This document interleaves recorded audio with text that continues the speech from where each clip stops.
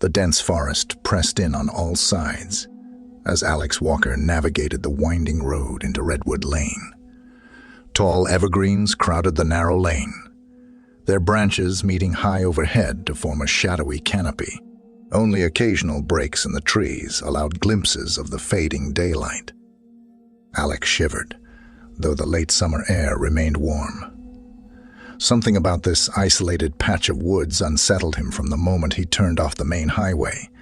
An air of melancholy seemed to permeate the ancient trees and shroud the surrounding mist. Wreathed mountains. He told himself it was just his overactive imagination, fueling such fanciful notions. After all, he had come seeking inspiration for his new novel, not to indulge in superstitions. As the forest thinned at last, Alex spotted a weathered sign ahead. Welcome to Redwood Lane. Population 347. A scattering of houses and shops came into view, nestled in a small clearing amid the towering trees. It was a picturesque little town, yet something about it seemed oddly lonely and forlorn in the gathering dusk. Alex pulled up in front of the Laneview Inn, an aging two-story building at the edge of town. Shutting off the engine, he sat listening to the sounds of crickets rising from the surrounding forest. A lone barred owl hooted in the distance, its call echoing eerily through the trees. Alex shook off the creeping sensation of being watched and climbed out of his car. The inn's elderly owner, Mrs. Wilkes, greeted him warmly, if a bit distractedly. As she showed him to his room, Alex asked if she knew of any local legends or ghost stories that could provide inspiration. Mrs. Wilkes hesitated. Folks around here don't like to speak much of the old tales, she said, a shadow of unease flickering across her face. Best not to dwell on such things, especially at night. Her cryptic response only piqued Alex's curiosity further. After unpacking, he ventured back outside, hoping a walk might lift his spirits. The sun had set, leaving the sky a dusky purple, fading to black. Street lamps cast pools of dim yellow light along the road, through flickering moths. As Alex strolled past darkened storefronts, he noticed a cozy diner, still aglow with activity. Drawn in by the beckoning light and murmur of conversation, he pushed through the door. A few locals occupied booths and stools, chatting quietly over coffee and pie. His arrival drew only brief glances before the hushed dialogues resumed. Alex took a seat at the counter, ordering a coffee from the young waitress. "You must be the writer staying at the inn," she said, pouring his cup. Her name tag read Emily when Alex inquired about local legends. She leaned in with a conspiratorial smile. "I might know a story or two. Let me tell you about the legend of the Redwood Shadow." The next morning, Alex rose early, eager to continue his research after Emily's intriguing tale the night before. She had spoken of the Redwood Shadow in hushed, almost fearful tones. An ominous presence said to haunt the dense forest surrounding Redwood Lane. According to legend, the shadow was bound to the cursed lands by an ancient pact, dooming it to an eternal half-life between our world and the next. As Alex ate a hearty breakfast, he noticed Emily seemed subdued, her usual cheerfulness muted. When he asked if she was all right, she gave a half-hearted smile and changed the subject.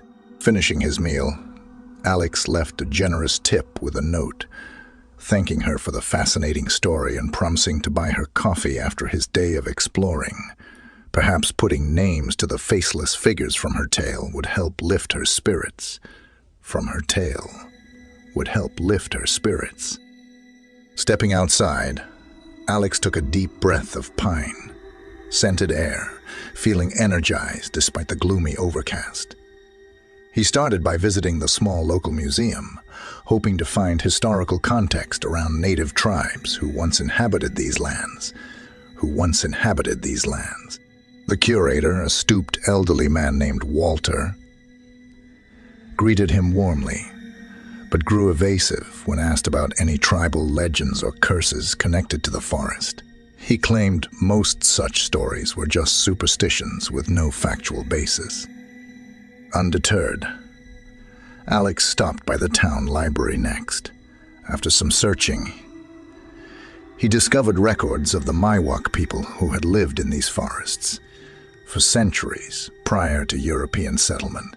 One journal caught his eye, an account from an early settler describing strange rituals performed deep in the Redwood grove at the forest's heart. The settler claimed the rituals were meant to appease a dark entity, bound to the grove by a curse, laid upon the tribe long ago for an unnamed transgression. As Alex made notes, a shadow fell across the page. He looked up to see the librarian, a severe-faced woman, staring down at him. "I'm afraid we're closing soon for some maintenance," she said brusquely. "You'll have to continue your research elsewhere." Sensing a dismissal, Alex gathered his things and left, wondering what could have prompted such an abrupt end to his visit. Seeking fresh air, Alex decided to walk the trails winding through the forest outskirts. Yet as he entered the dense trees, he found himself growing uneasy. An unnatural stillness hung in the air, as if the forest held its breath, waiting. Snapshots from Emily's tale flashed through his mind. Figures glimpsed at the edge of vision, only to vanish amid swirling mist. Alex quickened his pace, suddenly desperate to escape the claustrophobic press of trees. Bursting free of the forest at last, he spotted a figure up ahead on the winding lane. His heart leapt as Emily turned at the sound of branches snapping behind him. "Are you all right?"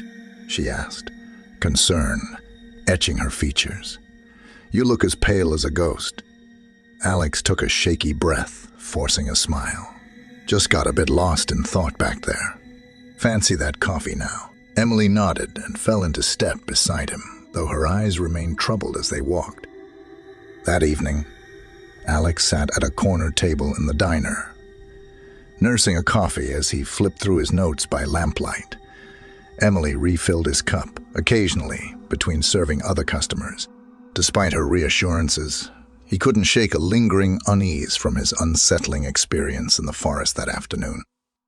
As the diner emptied out, Alex asked Emily if she knew of any other local history sources he could check. She paused in thought. "There is one place you might try, though it's a bit unusual.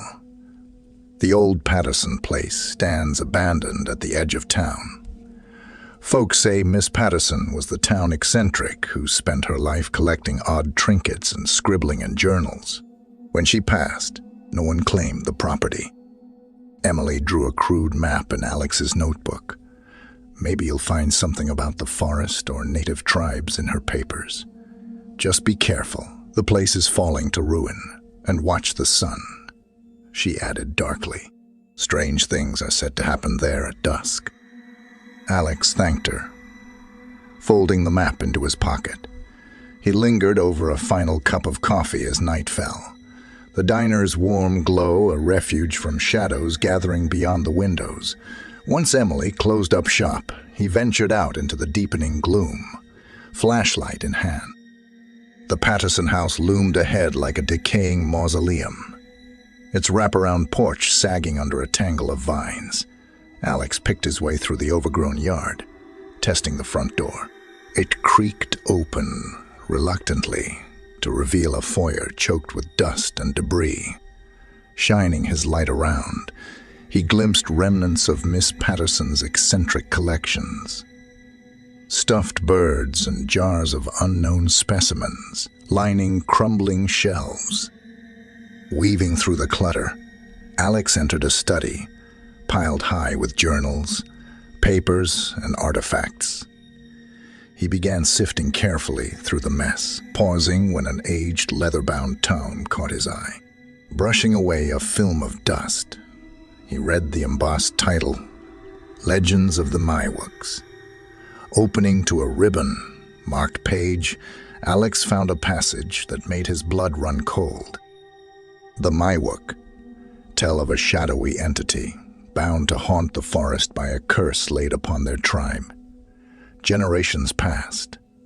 This curse was said to be the vengeance of their gods for an unspeakable act of sacrilege committed within the sacred Redwood Grove. There, a dark ritual was performed to summon a demon from the depths of the underworld, but the ritual went awry, and instead of controlling the demon, the tribe found themselves cursed by it. Now the entity, known only as the Shadow, is doomed to an eternal half-life between our world and the next, haunting the grove and all who dare enter its mist-shrouded depths. A creak from the foyer made Alex start, his light beam swinging wildly through the gloom. For a moment, he thought he glimpsed a shadow flitting at the edge of the beam, but when he shone it back, nothing was there. A prickling unease crept up his neck as dusk deepened the shadows crowding the windows. It was time to leave this unsettling place. Gathering his notes, Alex hurried from the Patterson house, feeling eyes watching from the darkness as he fled into the gathering night. The next morning, Alex met Emily outside the diner, eager to discuss his unnerving discoveries at the Patterson house. As they walked the trails winding through the forest outskirts, he recounted the passage from the Miwok Legends book. Emily grew pale, hugging her arms tightly. "I was afraid to tell you the full story," she admitted. "People say speaking its name draws its attention." Before Alex could press further, Emily's radio crackled. A hiker named Robert failed to check in as scheduled during his overnight trip. Rangers were organizing a search party into the densest parts of the forest. Emily volunteered to help, insisting Alex stay behind for his safety. Reluctantly, he agreed, still shaken from his own experience in the woods. Hours passed with no word as Alex paced his room anxiously. Finally, Emily's truck pulled up just as dusk fell, but she climbed out alone. "We found his camp," she said shakily. Everything was there except Robert. No tracks either. It was like he just vanished. Alex saw the fear in her eyes and knew she believed the Shadow was responsible. That night, Alex lay awake, listening to the forest sigh and creak, each sound magnified in his imagination.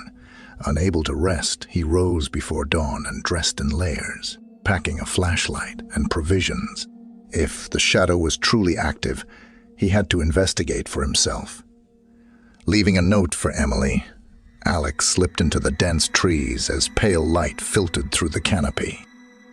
He followed game trails cautiously, pausing to scan for any sign of the missing hiker. The deeper Alex went, the heavier the silence became, until even birdsong ceased. An unnatural stillness hung in the air like a suffocating shroud. His flashlight beam pierced only a few feet into the swirling mist before being swallowed in ghostly wisps. A snap of breaking twigs made Alex whirl, heart pounding. For an instant, he glimpsed a shadowy figure at the edge of the beam before it melted into the mist. He took an involuntary step back, foot catching on an exposed root. As Alex crashed to the damp earth, his flashlight rolled away, beam spinning wildly, before flickering out, plunging him into absolute darkness. Panic rose like a suffocating tide as Alex fumbled in his pack for a match. His shaking hands dropped the tiny box, spilling matches across the wet leaves. He scrabbled blindly, feeling eyes watching from the shrouded trees. At last, his fingers closed around a match. Striking it alight, Alex spun to shine the tiny flame into the mist. For a split second, he saw a gaunt face and hollow eyes staring back before the match sputtered out, leaving him blind once more. A blood-curdling scream rent the air. jolting through Alex's bones. He scrambled to his feet and ran blindly, branches slashing his face as unseen things gave chase through the mist. Breaking free at last, Alex stumbled onto a dirt road, collapsing in relief as headlights crested the hill. Emily slammed on the brakes, leaping out. "Alex, thank God. What happened?" He could only point shakingly into the engulfing shadows of the forest. In the days following his ordeal, Alex recovered slowly at the inn with Emily's devoted care. Yet the terror lingered like a shadow, resurfacing in fitful dreams. He began researching local events, hoping clues might shed light on the curse's origins. One article caught his eye, a report from decades past, detailing the mysterious disappearance of 6 Miwok tribesmen.